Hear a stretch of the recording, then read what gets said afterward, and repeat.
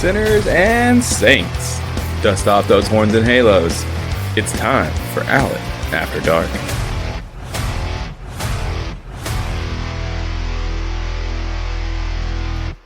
How you doing, sinners and saints? I hope you're feeling well. I hope you're feeling sexy. I hope you're horny if you want to be. I, of course, am pissed off once again. You probably can figure out why, but we're going to talk about it for a little bit and see if I can get these anger issues out. Wouldn't it be great that in the state of Tennessee, if Republicans could just leave the gay community alone even for a month? It would just be awesome if they would stop listening to the MAGAs, these, well, I prefer calling them maggots, but these Trump bots that are determined to destroy any semblance of freedom in this country, with the exception of rich white men. I don't know if you've heard about it, but it is a Republican congressman from Brentwood. His name is Gino Balso, and he is on the House K through 12 Education Subcommittee. And what he has done is he has introduced a bill, House Bill 1605, that will effectively ban the display of the pride flag in public schools. Now, this bill was delayed in committee over a very loud vocal group of people voicing their concerns over the broad wording of this bill. The bill specifically prohibits the display of any flags that represent a political viewpoint, including but not limited to partisan, racial, sexual orientation, gender, or other ideological viewpoints. I'm going to quote from Balso, his argument, and he said this: when you look at the pride flag and what it represents, there's no denying that it does represent a set of values. What he's meaning is that he's angry that same-sex marriage is considered equal to what he calls traditional marriage. Then he went on to say that the flag represented transgender rights and represents values that would allow biological males to compete against girls in middle school and in high school athletics. Let's think about that just for a minute, shall we? Do these people actually in their right mind believe that there are boys and girls in elementary or high school that come up with an idea that if they change their gender, that they somehow can compete and win better in their school's athletic programs? Does that make sense to anybody? Does it? Seriously, there are people out there, even at the professional level, who are purposely changing their gender just so they can compete in sports? I don't get it. But to continue, Balso defended his bill, saying that he was sponsoring the bill on behalf of parents that he's heard from that are tired of a set of values that they don't believe in trying to be imposed on them and their children. And he went on to say, an elementary school is no place for political debate.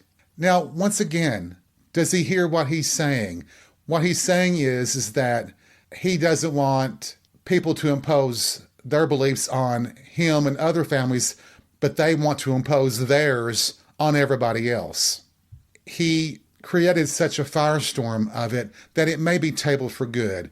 But once again, how in the hell do they make this leap that somehow there is an agenda to convert children from one gender to the other? What agenda would that be? What would be the actual purpose of a group wanting to do that? My God and baby Jesus, help us. These people are just using it just to try to stoke fear in people for no other reason than for their own political gain, not thinking that maybe this makes transgender and gay children targets of bullies and bigots and people so filled with hate that they might hurt them. And guess what, Mr. Balso?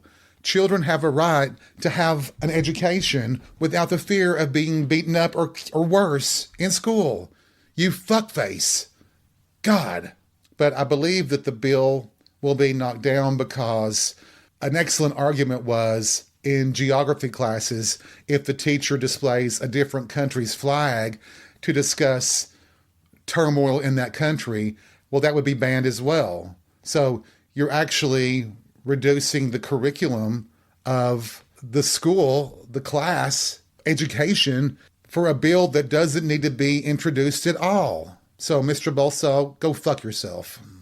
I do know that there was a big deal made of Haley Davidson, who is the first transgender golfer to win a women's tournament that might qualify her for the LPGA tour. I was looking at her record as far as her tournament success, and she has won one tournament. She came in second in a couple, and then she came in seventh and ninth in a couple of more. And her total earnings over those events was about $4,206.84. Her career total at age 30 in tournaments is $5,801.89. So really, I guess the one tournament win is considered a threat to all of the professional women in the sport. I'm a little confused about that, but maybe they can explain it more. I don't know. But if Haley Davidson's goal was to take over the LPGA to become one of the richest people in the sport, she's not doing so great now, is she? I guess people really do want to believe that Haley Davidson became a woman for the sole purpose of becoming a millionaire golfer in the LPGA.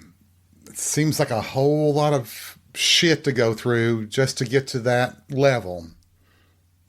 Hopefully someday somebody can explain it to me. Is that the same thing as saying that someone wants to have plastic surgery so that they can look like Barbie, the doll? Don't think so, but knock yourselves out with that. I don't know if you heard on the other issue that I want to bring up. It's a little bit of a combination. It's good news, but it reflects so badly on Tennessee. It just once again shows you how horrible this state is to people that are members of the LGBTQIA community here.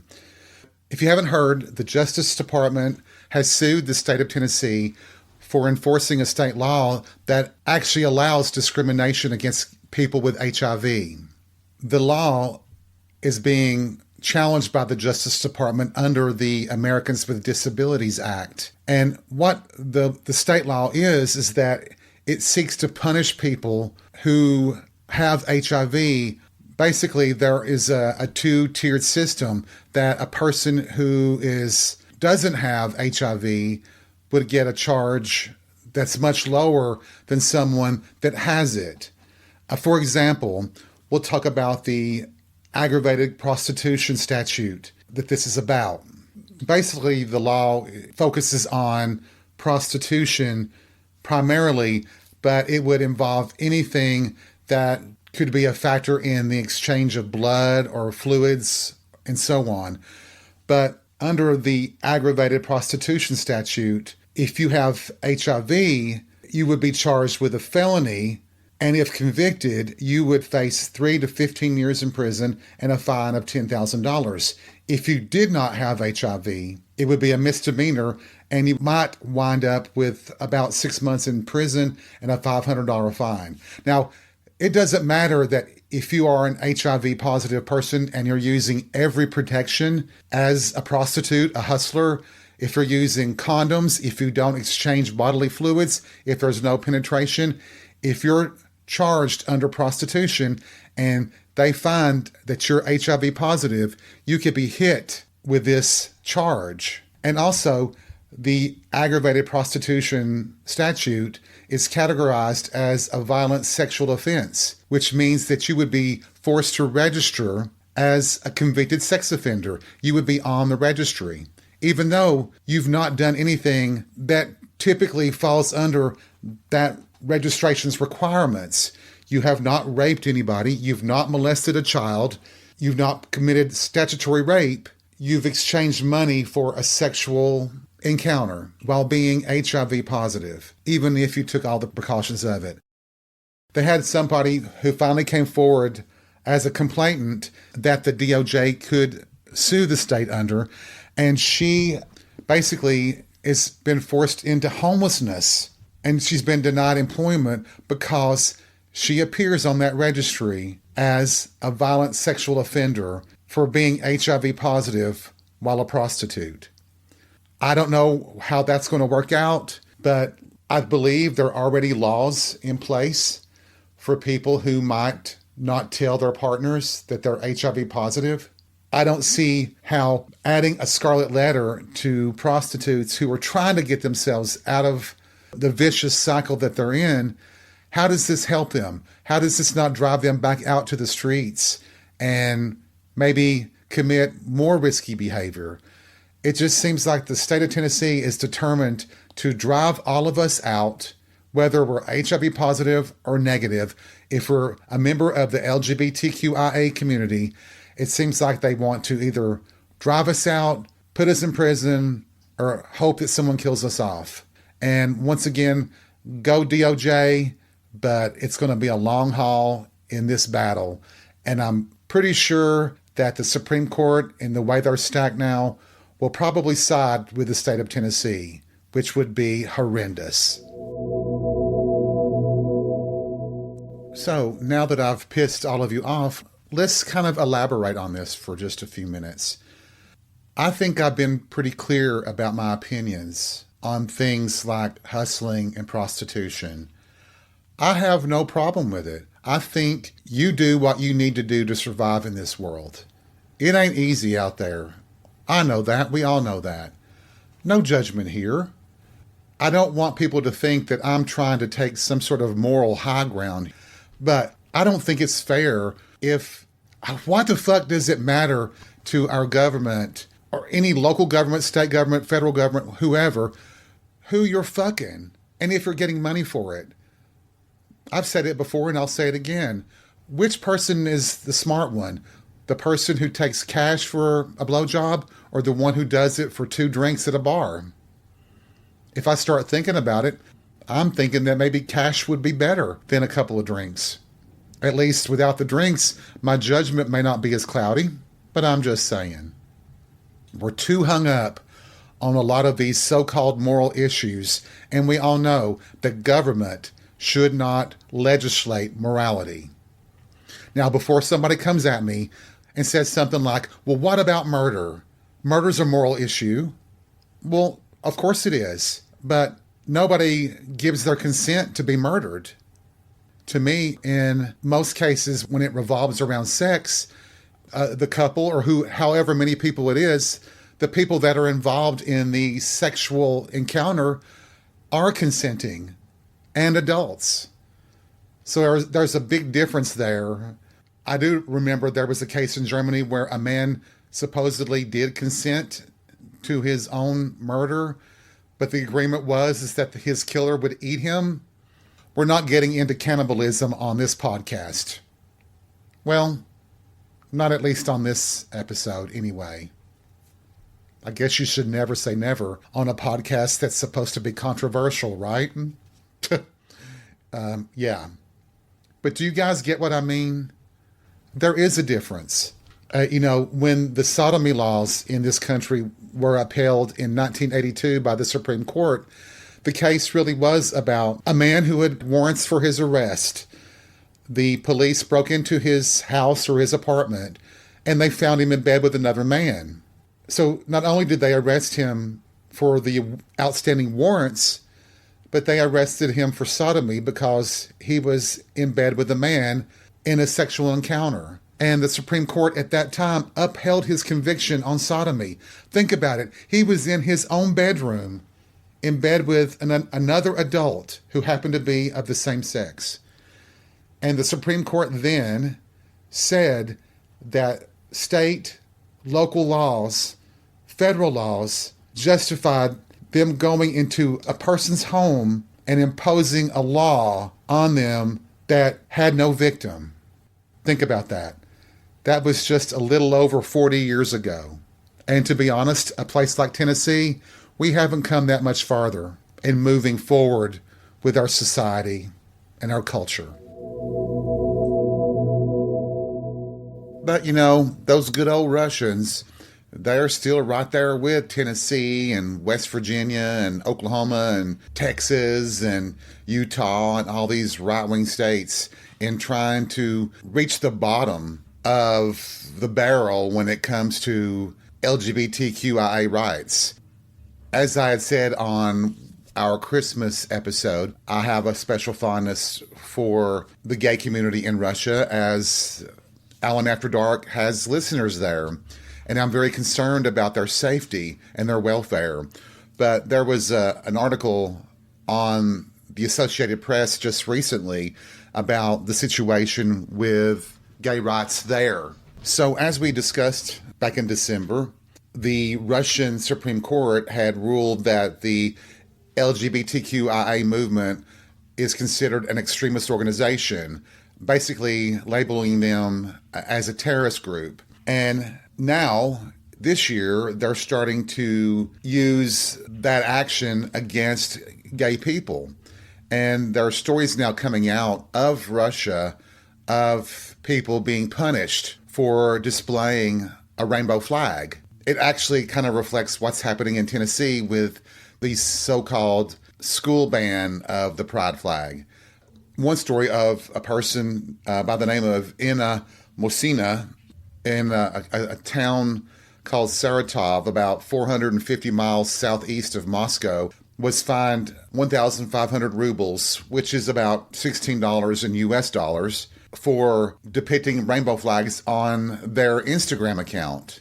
Now think about that. A fine for just posting a picture of a rainbow flag. The ruling was in the case is that the rainbow flag is an international symbol of the LGBTQ plus movement and therefore illegal in Russia. The artist tried to defend herself by saying that those pictures of the rainbow flag were posted before the ruling, before the law went into effect. It didn't matter. The court ordered her to pay the fines anyway. Then there's a case of a man who was fined 1,000 rubles, which is about $11, for posting a rainbow flag on his social media. And he was it was in a city, I think, called Nizhny Novgorod, which is about 250 miles east of Moscow. This all stems back from the laws that began in about 2013. They were labeling anything connected to the gay rights movement as gay propaganda. They basically, in 2013, established a law that banned any public endorsement of non-traditional sexual relations among minors. But in 2020, under the constitutional reforms that Vladimir Putin pushed through, being the dictator that he is, he changed the Constitution to give him more terms to serve as president. And at the same time, he added a provision that banned same-sex marriage. Also in 2023, in Russia, they passed a law in 2023 that prohibits sex reassignment, gender transitioning procedures, and any gender-affirming care for transgender people. The law basically prohibits medical interventions aimed at changing the sex of a person, as well as changing one's gender on official documents and public records. They also amended the family code in Russia by listing gender change as a reason to annul a marriage and adding those who had changed their gender to a list of people who cannot become foster or adoptive parents. And once again, Putin adopts the right-wing Republican arguments that we hear here in this country, is that there should only be a mommy and a daddy and no others. You know what pisses me off about that? This argument that a child needs a mother and a father. Okay, but what happens if a parent dies and you have just one parent? You have one mother or one father. Is that child being punished or receiving less love or attention because one parent died? What if both parents dies and an aunt or an uncle or a brother or sister or grandparent has to take the role on of being a parent? Is that supposed to be forbidden? What about people that biologically can't have children? Is that your God telling the world that this person shouldn't be allowed to have a child through adoption? Remember, gay couples, in most cases, are adopting children that people have let go.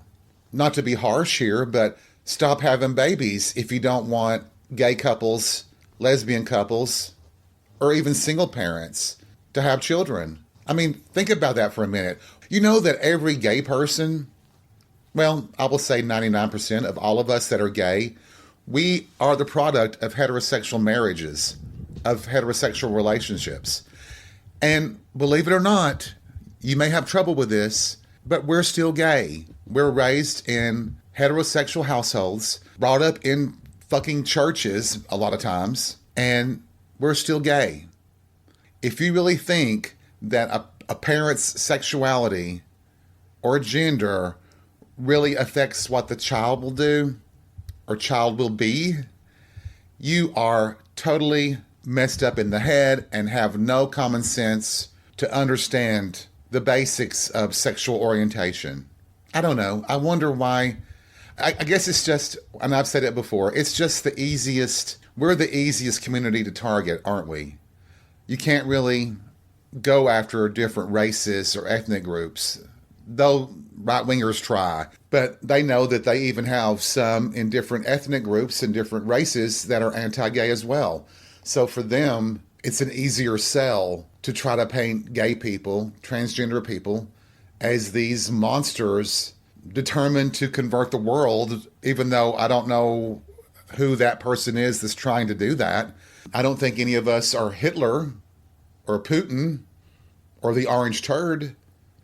We just want to live life and be free from being threatened with violence, murder, abuse, neglect, homelessness. I don't think that's unreasonable. Do you?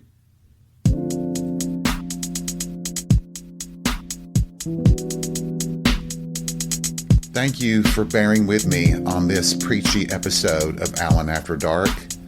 I hope you enjoyed the episode. I hope you'll come back and listen to us next week. Remember, take life by the balls and be real. We'll see you soon.